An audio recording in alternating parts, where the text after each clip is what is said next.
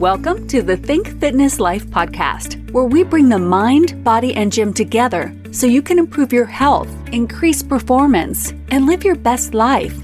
For more information, visit thinkfitnesslife.com. Here are your hosts, Matt Gluckman and Eric Menchie.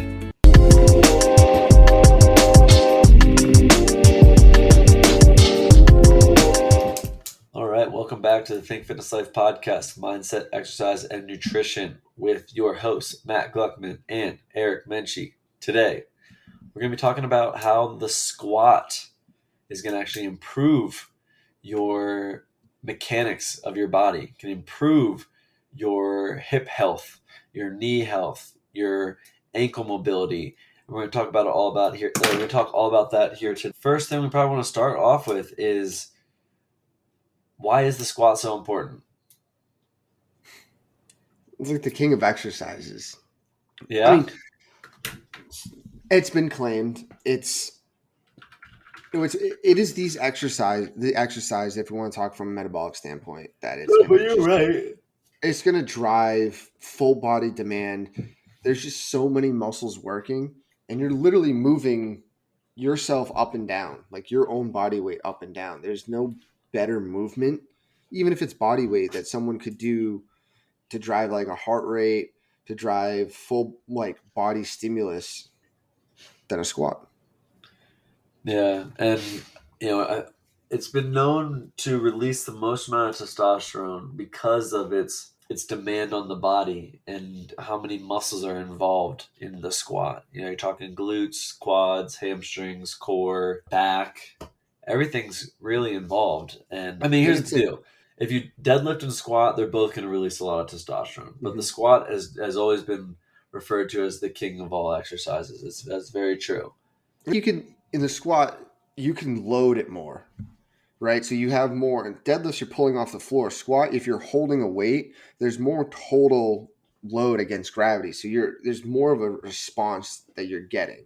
Now, someone could argue that, but at the end of the day, who really cares? They're both great exercises, but that's where a lot of people think and go with a squat is like the king because of how you can utilize it.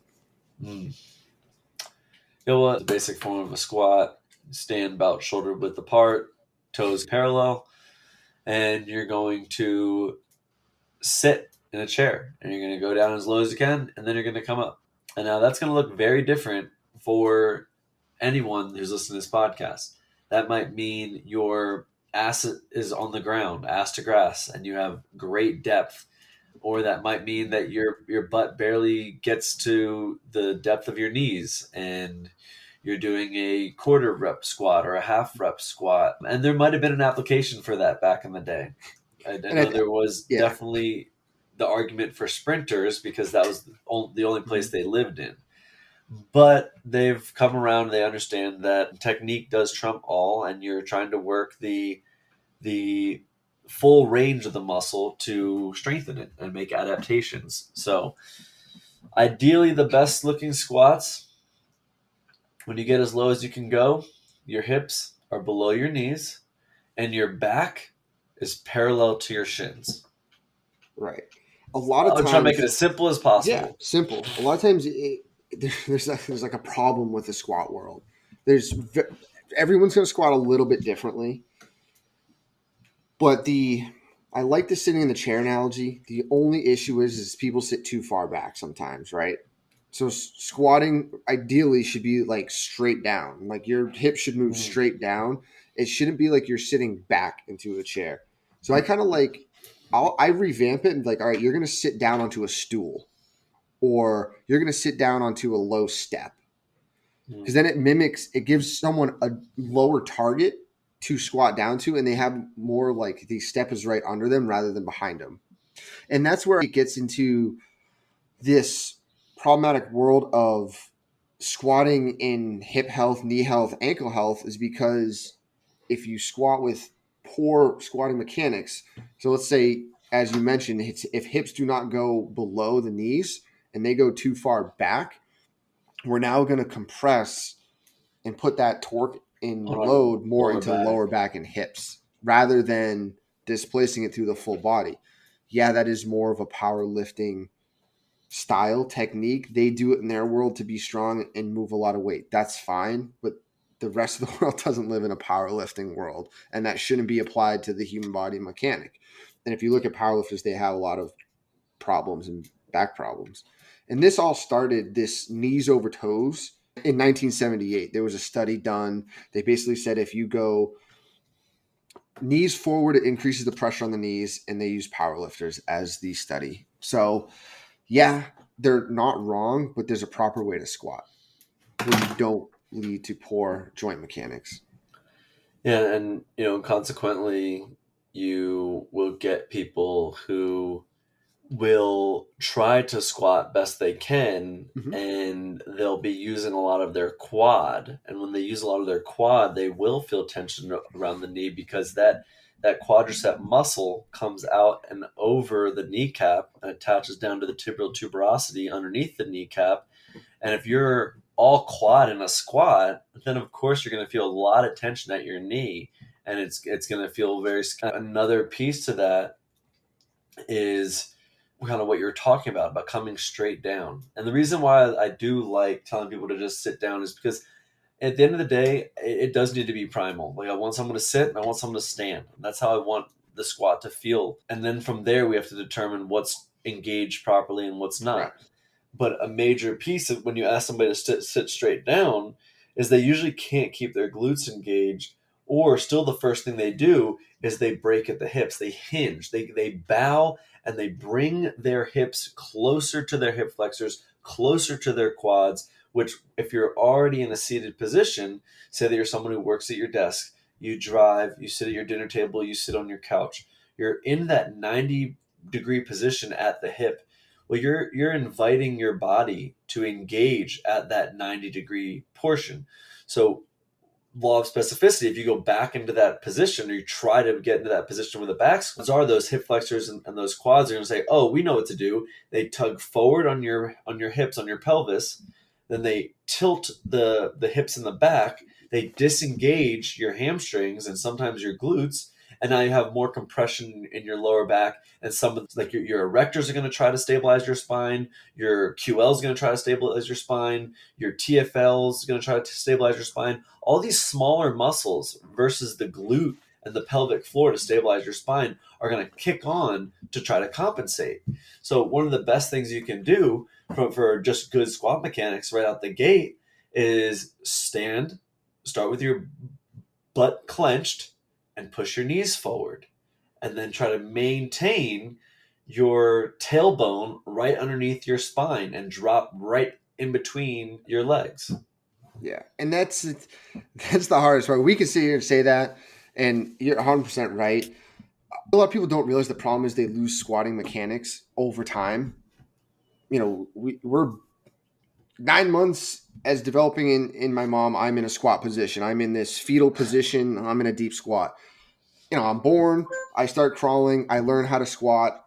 Look at any young kid. They know how to squat. As we get older and sit in chairs, a lot of times we lose that ability or the motor patterning. So first, like you said, it's retraining that motor patterning of this is how it goes. And people get in trouble a lot. And this is where we kind of bring it to the hips, is like what you just said. We go into this forward posture and we just try to utilize what we think we know, quads and lower back.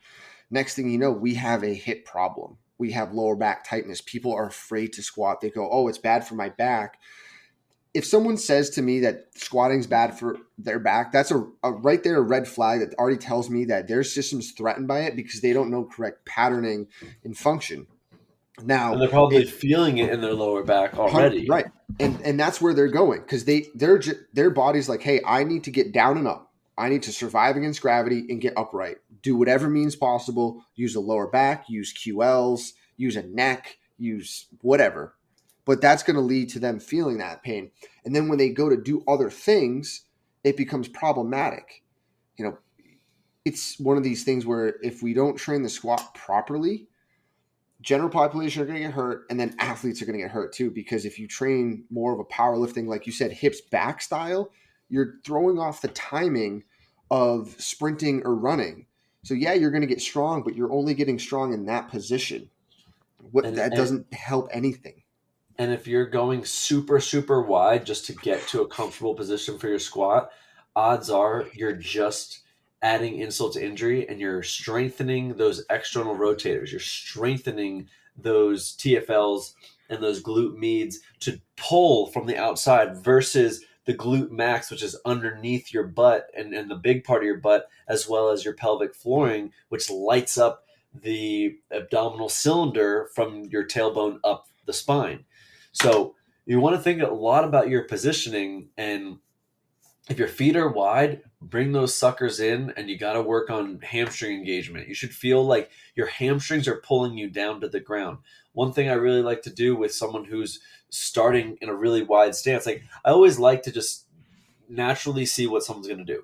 Okay, go 100%. ahead and sit down, or go ahead and squat for me, and then see what their body does, how they naturally want to move. And the best cue for this, if you're a coach listening, is squat down like you're taking a shit in the woods, because everyone kind of knows that primal thought, right? Versus like what we said earlier, like you don't need to say sit in a chair, because then people are going to purposely stop at that 90-degree point because they think there's a chair behind them. Because exactly, they're reaching back. Mm-hmm. But so then you ask them to do that. You watch them go really wide, and then you watch them drop down to the ground, and you watch that rounding in their lower back happen, and that's called a butt wink, when the hips come underneath us because the hamstrings aren't strong enough to keep the hips in extension. Yeah, or like I tell people, that is also like the re-rounding of the sacrum and the pelvis can also be because you're in already so much extension and anterior forward position. Your body can't keep going there, especially if you have weight on your back. And if it's going to go, you need more posterior. If you're going to go there, you're going to fall forward. If not, like you're going back. So your body only knows one thing. Okay, how do I get my hips back under? Tuck and pull those hips. It's just the body's natural instinct say, hey, I got to roll at the bottom if you want to keep going. Because you've run out of range of motion for where the hips can go. And now your hips are trying to flex or extend underneath and get more hip flexion. But is that optimal at the bottom of the squat with load on it? No, because you see it all the time. Absolutely and then not. The first thing that tells me is if I see that tuck and that wink, that they don't have control of their hips and spine functioning together. Well, exactly. They don't have the right muscles on or engaged. They're not under tension, so to speak. And their quads are doing a lot of the work at that point. And like you said, you're strong in external rotators if you're starting wide, but that strong doesn't mean it's good. Like you could be compensatory strong in external rotation, but at the bottom of a squat, you need internal rotation. So if you we should specify that that we're talking about performance with longevity here. We're talking about an athlete or a general pop person. I'm not talking about a power lifter. No. Because if we're going to talk about the technicalities of a powerlifting competition, then sure. The evidence has shown, different day. Right, exactly. The evidence has shown that West Side barbell model does prevail. But then we're just arguing semantics over what a quality squat looks like. Because at a powerlifting competition, they just want you to break parallel. That doesn't necessarily mean it's good on your body. Like, so, or going to apply to a sports setting. Or we're talking longevity. To preserve your spine. Yeah. Proper respiration, longevity, metabolic function, muscles functioning. Like, this is what you're going to need for the rest of your life. That powerlifting squat is gone. So one of the methods that Eric's talking about is called Arthur squat method, where you're going to have your feet parallel together and they're going to be underneath you. And a major step for people who are transitioning is having something between your knees. So you can apply pressure, squeezing like maybe a yoga block or a towel. But that's going to turn on your adductors, which is super important for your pelvic floor to turn on, which again is connected to your abdominal cylinder. So if you are going to start to move those feet in, you need to have something that you can squeeze with your knees so you can feel the arches from your feet moving up the insides of your legs into your abdomen. And you should feel that belt buckle, that waistband of muscle engagement along your core. And it will feel at first very awkward for people. As you mentioned earlier, wide stance squatting, that's not good for the hips. And to get people's version of what they think a squat is great, because you see what their brain is basically telling us. This is what we're doing to abide by gravity, right? We need to turn our feet out and go wide. Well, that's not optimal for hip health, and then you're at some point you're going to get stuck. So that widening of the feet is basically you're trying to create more space to move in through the hips and the femurs and the legs. That's all you're doing by widening it, and your body's just creating that strategy because it knows nothing else. So as we go with Matt's style in the Arthur squat method, is you're now pulling into a more narrow stance. You actually introduced that method to me. It's honestly, it's my go-to. Is that from PRI? It's PRI. There's a YouTube through PRI and Mike Arthur. There's a YouTube. It's about 45 minutes long. If you want to learn about more squatting and in depth, go watch that. It'll change your world about squatting and everything else. But that is the model we were talking about. And it's basically respecting the system as a whole in an upright, balanced way. Rather than just trying to get an exercise done, we need to go through external rotation to internal rotation to external rotation. That's the squat. So we come down. You need to get internal rotation at some point. So when Matt is talking about putting a block or a ball between your knees, you're creating internal rotation. But he's right. You're also opening and allowing the pelvic outlet and the pelvic floor to function correctly. If we don't and we stay locked up, that pelvic floor function becomes problematic. And for longevity and health, yes, that's going to lead to more further problems, especially when women, especially if they want to have kids or having kids. If you're squatting with a wide stance and arched back, you're probably going to have some pelvic floor issues because you're not training that properly. That also means your breathing is going to be thrown off, and every other system can be thrown off because of position. And let's stick with hips for a second, because I also want to just touch on really quick about inhibition, because a lot of times people will start squatting or start a movement in general, feel it where they shouldn't feel it, and they can't get out of that. They keep feeling it in that one spot that they shouldn't be feeling it in. And as much as we can do as coaches to really drive the consolidation of tension where we want it to be put, sometimes it's just that brain pathway is on and it's there. And every time you go to squat, you can just feel that right side just flaring up at you. And there is no harm there's nothing wrong with using a foam roller. In fact, I love using it specifically for people with their hip flexors or their TFL. It's a great way to make that muscle turn into jello so that you can get the primary movers working again and start to feel the tension there. Something as simple as just laying on a tennis ball on your hip flexor, rolling up and down until that muscle doesn't hurt anymore. That can be super beneficial. A half kneeling inhibition stretch for the hip flexor is good. You can do, there's a variety of TFL stretches you can look up online if your TFL is tight. Otherwise, rolling on the side of your glute with a foam roller is super important. But then that should also teach you something, that your body is more likely to use the external rotators when you squat versus internal rotators. But where are you going to be stronger? Your midline of your body. When your muscles are engaged underneath your center of mass, you're going to be stronger. So don't think, I need to go as wide as I can with my feet so that I can propel this weight up. It's just not logical. You're not going to be stronger. You're going to substitute short-term ego lifting by putting as much on the bar as you can for long-term glute usage and proper squat mechanics. So I guess you could say, yes, you're going to be stronger, but at what cost? At what cost are you going to get stronger? Because I don't care if you can squat 300 pounds.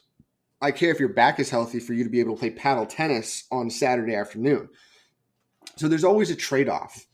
And here we're not looking ever for, we want people to get strong, but it's never the strongest in risk whatever it is to get there.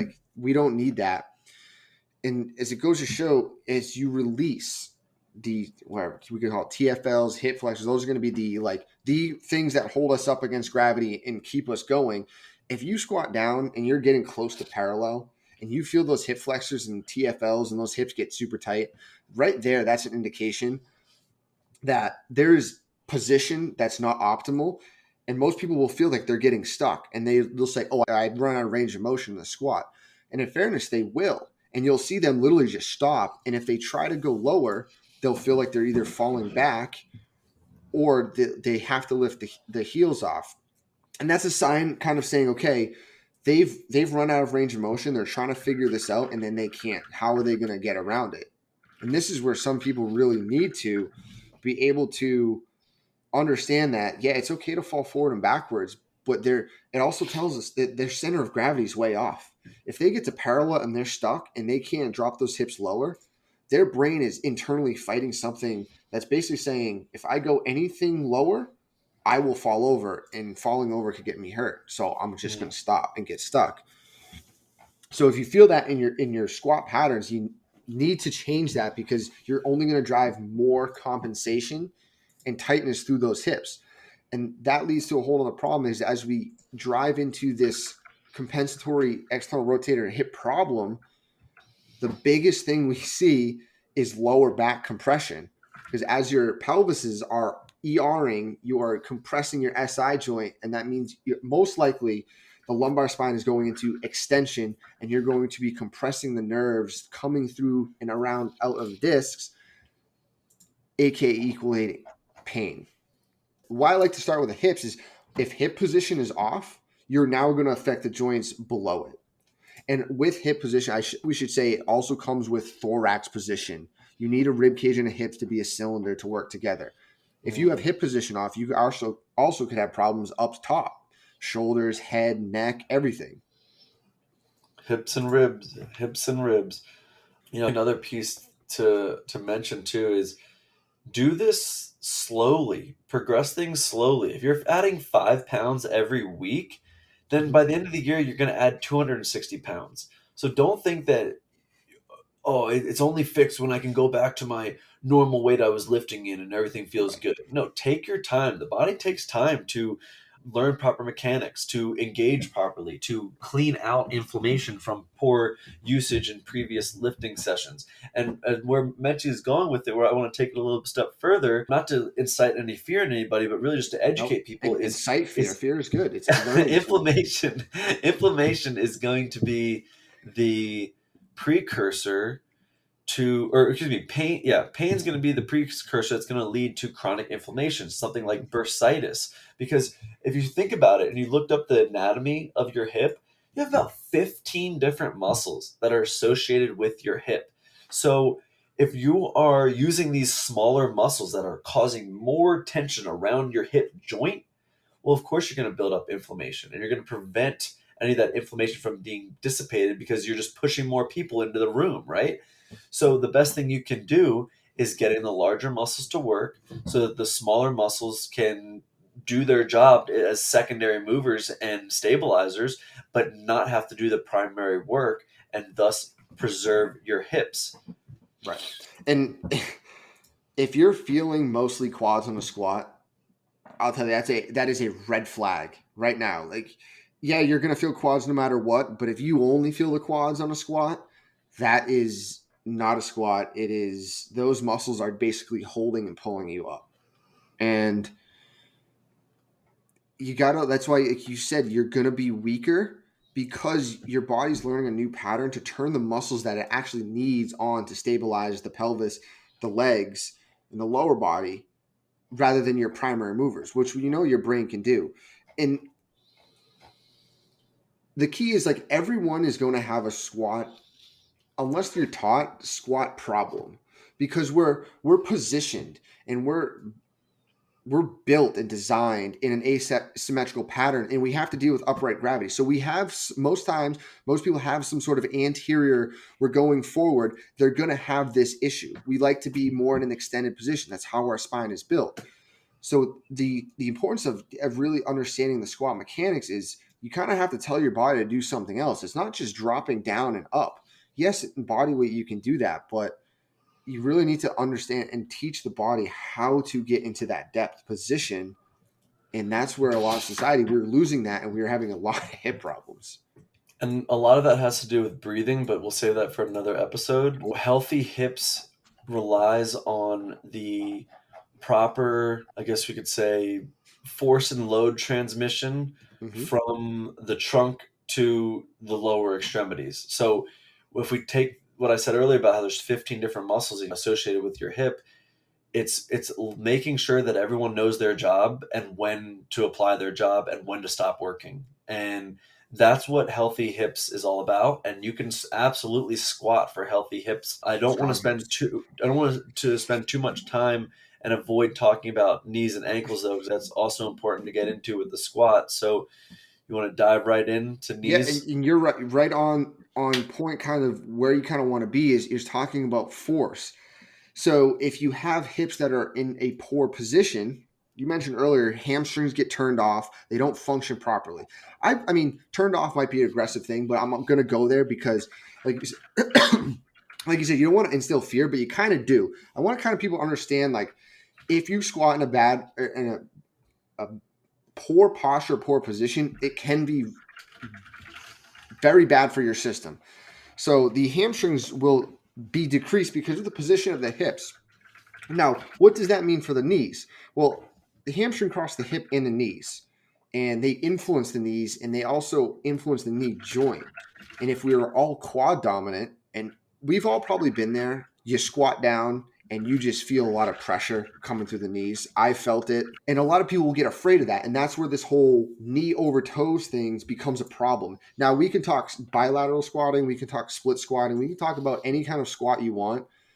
The same concept. If you're getting pressure and pain right under the kneecap or slightly below the kneecap where the quad tendon attaches, that's a sign that your body cannot handle the force properly, or there's not other muscles on to absorb and allow that joint to move forward properly.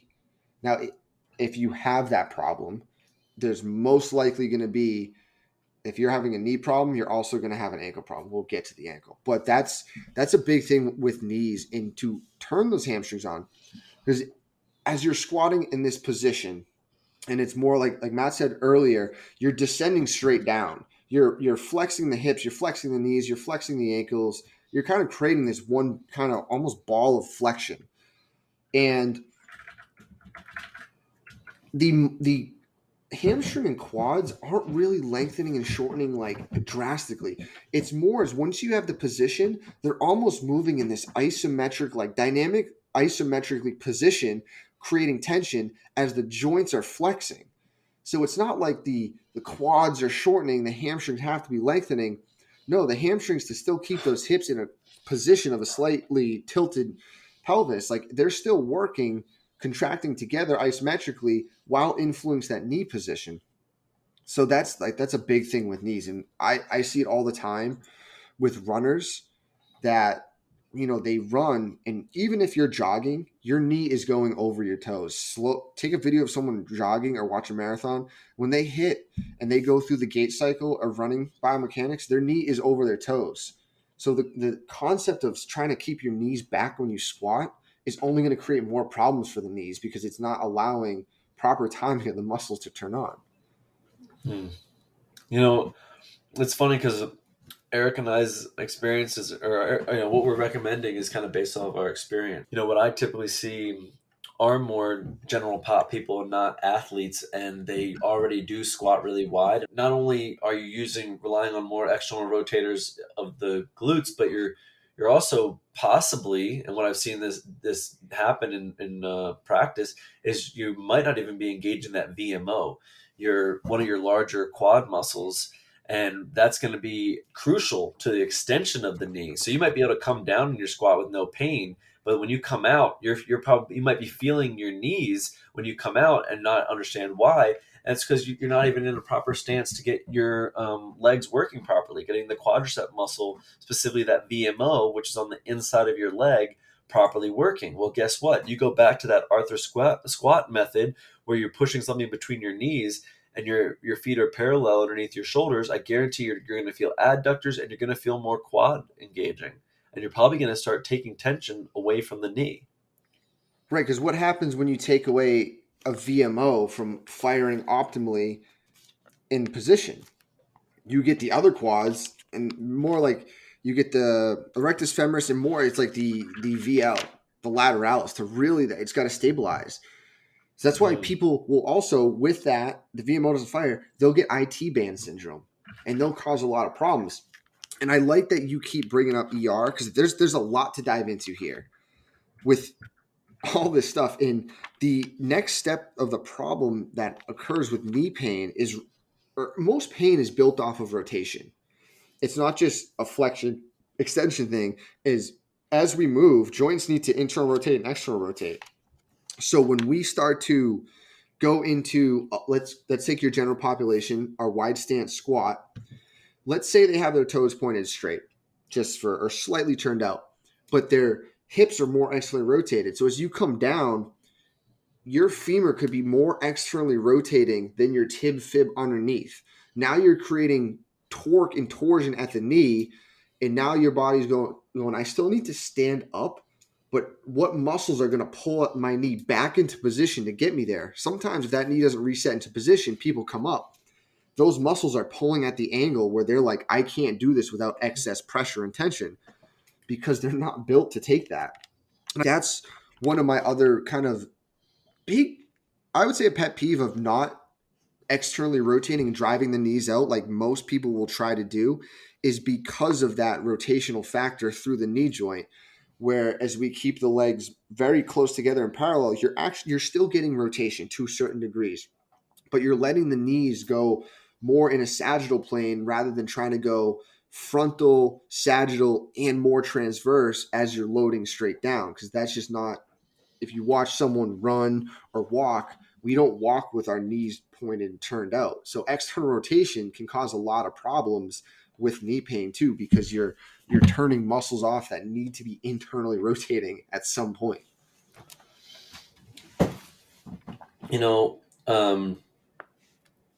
We should get into the ankle a little bit here near the end. I know it's a super critical topic and we could probably fill an hour just talking about it, but as far as the squat's concerned, I'm going to try to keep it simple on my end. And I'm going to say that a large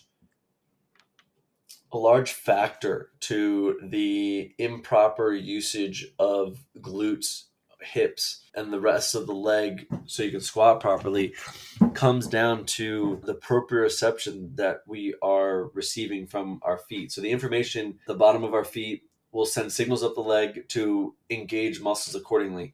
And those are called proprioceptors. And sometimes that can be miscalculated. And that's where we get a lot of mid-foot drive and kind of under the balls of the toes there, driving versus kind of getting tension into your heels or the arch.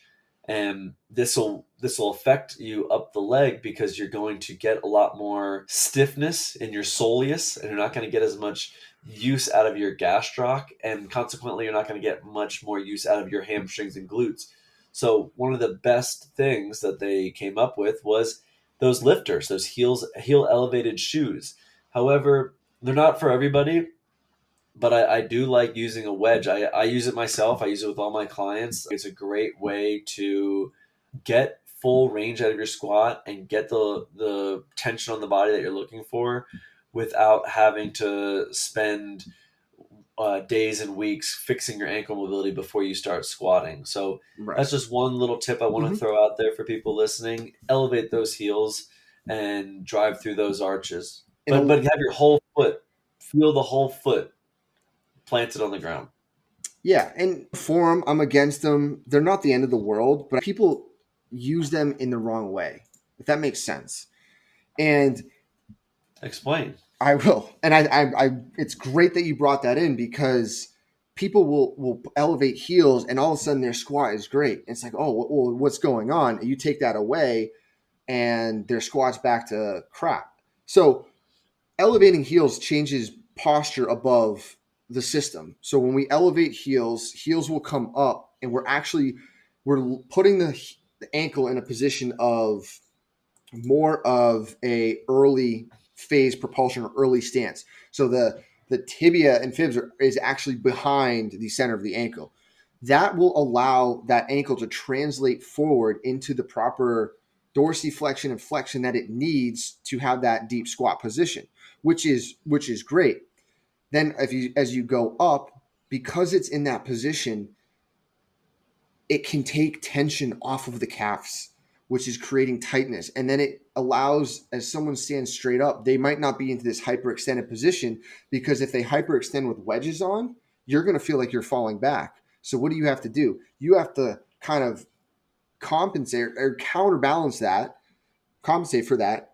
And so you come forward a little bit with the trunk, which puts people in slightly, so you can still get some extension and anterior rotation of the pelvis. What I find is it allows people to stay upright and tilt the pelvis some more, and they sit straight down, which is great because it allows them to understand that their body can get there and it can get comfortable with the position. So is it good? 100%. Do I say it's bad? No. I only say it's bad when people stay there and don't come back to the ground to learn how to use those mechanics again. So it's sort of like, putting, like if you only put a chest lifting bench press suit on and that's only time you benched. Like, yeah, you're going to be strong, you're going to be good, but as soon as you take that off and you try to do that weight, it can become problematic. And in the rehab setting, it's great to use in performance. It's great to use. And if you're out there listening and you're squatting with wedges and you're strong, you don't need to stop. But just take in consideration that you still should be able to try to maintain, when your foot goes flat on the ground, a full depth position. Because if you come out of that wedge and you lose that tells me that proprioception, all of a sudden, like Matt says, your body, you're getting feedback from the ground and your body's getting pushed back into a pattern. And all squatting is learning how to go into a pattern and deal with it and then come out of it. So it's great. It allows us to shut down tension and tone and muscles that won't allow us to flex, because most time people have feet flat. Those calves are super tight. Hamstrings are super tight because they're long and out of position. Their body won't be able to perceive depth because they can't turn off calves. And just like you said, instead of spending 5, 10, 15 minutes every session before you get to squatting, you could literally put someone on a heel wedge and say, all right, we're going to go down here and hold at the bottom and breathe for 5 inhales next before I even load you. That might be more beneficial than putting someone through a calf stretch. And it just depends. Right. Exactly. It's all, I don't mean to interrupt you, but it's so true that it just depends on what you're trying to accomplish. Are you with an athlete? Are you with a general pop person? Are you just trying to get them to get a workout in and they have to leave 15 minutes early anyway? You know what I mean? Like, or do you have some extra time to spend with this person? And then that will kind of dictate accordingly. Go ahead. And I'd say the ankle is great, and it's very important because people, it gets brushed by. Oh, you just don't have ankle dorsiflexion. Just go do some ankle rockers and you'll be good.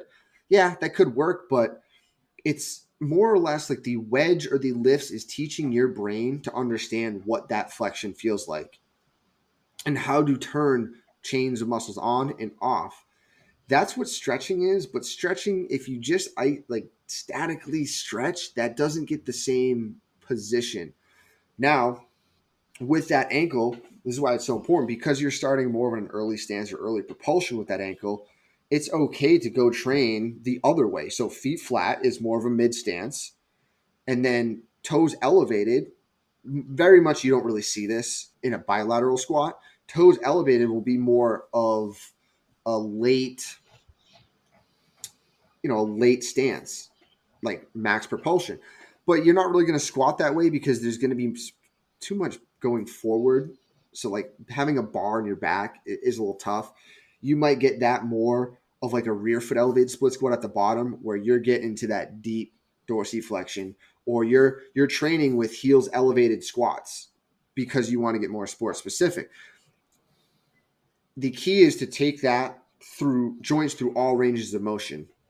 And most of the time in squats, people don't have that. They lack ankle range of motion, but most of the time, I don't think it's really ankle. More of it stems from the hip position and the influence of the knee with those the muscles, the anterior shins, and then the posterior, you get the soleus, the gastroc. If they become tight, they limit the anterior tibia from turning on. They limit that ankle from going forward. So when you have limitations there, now we get back into your external internal rotation, right? If you limit those muscles and you need at the bottom, you need to slightly pronate in the bottom of a squat, and you can't get there, and you're stuck in inversion and supination, well, yeah, you're going to be tight and limited because the ankle needs to move through ranges of motion.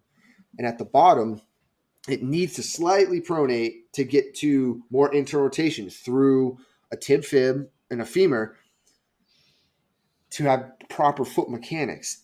And then you get to, I get to the we'll go back to the wide stance. I'm kind of trashing the wide stance. I really don't wide stance anyone for performance or athletes or anyone just because it doesn't equal. So if you go wide stance and then you externally rotate the feet, well, now you're putting the ankles in an already position to where they might. And this is a key also as I assess people in squatting, whether they have shoes on or not, look what they do with their feet when you ask them to go squat. Do they like to turn one foot out more than the other? Do they turn both feet out? That's also a telltale sign is they're trying to create a foot position to maximize power that they might not be able to control another position. So if you're only squatting with toes out and you're an athlete that needs to run forward, well, that's not running. Running is heel strike. So supination, pronation, and back to supination. And if you ever run with your toes out or feet out in external rotation, you're going to have some serious ankle and knee problems. So rotation plays a whole role through the hips, through the knees, through the ankles. And if we can't unlock an ankle and have it wobble and do what it needs to do, then we have a lot of problems, stiffness. People will rupture Achilles. People will have ankle sprains. People will have stiff ankles. That is a great place to start if you want to have like a good squat. And I don't think it really, to me, it doesn't matter if you start from the ankles up or the hips down, as long as you're respecting the position of the ankles and the hips. The knees will fall in place. The knees are kind of just there. But yeah, if someone wants to go into, let's call it like a deep ankle position, right, with dorsiflexion, if you look at a bear crawl position, just a static bear crawl position, if you have someone sit back to their hips, this is one of the easiest things that I have someone do to create dorsiflexion and flexion through the ankle without them even realizing they're in a bear position. They're like, my shoulders and abs are on. But I'm creating flexion through the hip, the knee, and I'm creating that ankle flexion and their big toes to move into that position. And there's many ways you can warm that up and have that body understand that flow and position. But ankles are very key to squatting, and they will tell you if a squat will happen and if not. And the next best thing to explain is some techniques for creating better ankle mobility. Mm-hmm.